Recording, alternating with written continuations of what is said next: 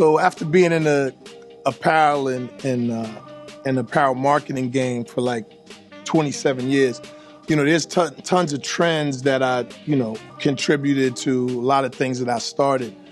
And there was a time when, as African American, we would borrow from every other designers.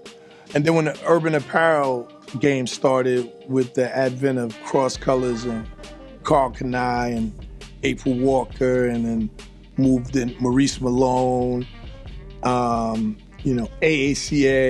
on into FUBU, and growing from there, I think it finally gave us a face. We had our own brands and whatever, and we also had a major control of the marketplace. Stores like Merry Go Round and Dr. J's and Up Against the Walls, and we were really controlling the game. Then a funny thing happened. As we always trying to look different, Jim Jones, I can say Jim Jones specifically, flipped the script and started dressing like a rocker. And when he started that moment, and I know it wasn't intentional, he kind of moved us from our space of urban apparel into this other place that is kind of like, not ours anymore. Because, you start wearing AC/DC shirts and shit like that and chains on wallets, it kind of moves into another space. And it kind of left urban apparel behind.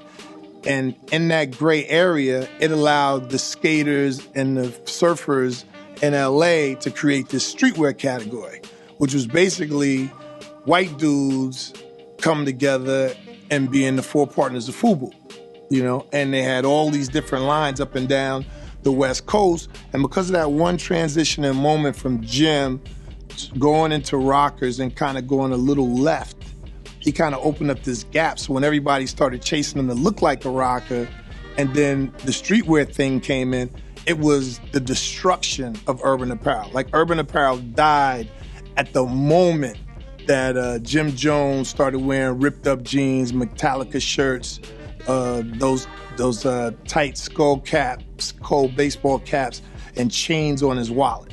And then it even went further when he transitioned from what he was wearing into dropping Gnostic, and it going from there. It was a full embrace moment at that time. And since it wasn't nothing urban about it, it just kind of killed urban apparel, and urban apparel died at that very moment. It was kind of crazy. Well, the three things that I think can make a brand successful in these days is genuineness. And by genuineness, I mean listen to your customer. You've got all these algorithms and metrics and influencer marketing and all this data, instead of, creating a warped campaign and kind of what you want to see and what you want to pay people to do. If you want some legs, I think you need to kind of find a middle.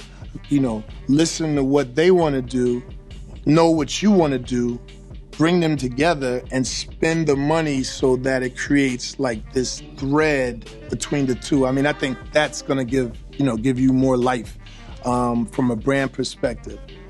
Second thing I'd probably say, in rolling out a brand is more than anything, the right influencers, which is kind of hard to do.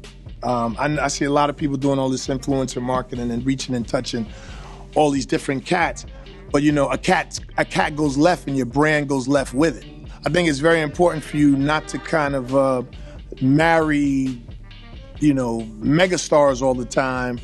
I think it's important for you to kind of groom the influencers that you want by providing budgets when you get those real kids, those kids that need a little spark, and you get them working and reaching and touching. That's kind of a program I'm working on now this summer with some of my interns from the HBCUs. Is like, I'm 50 years old. I'm a cool-ass 50 years old, but I want these young cats to kind of show me their vision of the brand and see how it interacts.